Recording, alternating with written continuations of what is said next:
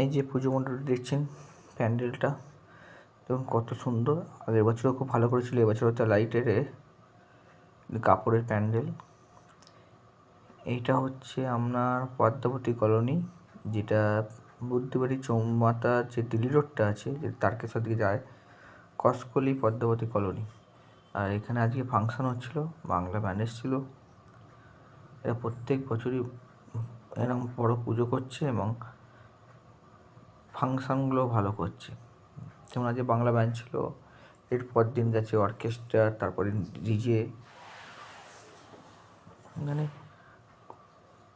ওদের এটা বেশ ভালো। আর দেখুন এই ঠাকুরটা সামনের দিকে সিংহ, এইটা ঠিক অনেকটা আপনার কৃষ্ণনগরের যে রাজা কৃষ্ণচন্দ্র, ঠিক সেই বাড়ির যে চৌহদ্দি পুজোটা হয়, ঘোড়াটা মানে সিংহটা সোজা দিকে, ঠিক ওই স্টাইলের করা এটা। যারা দেখেছেন তারাই হয়তো জানেন।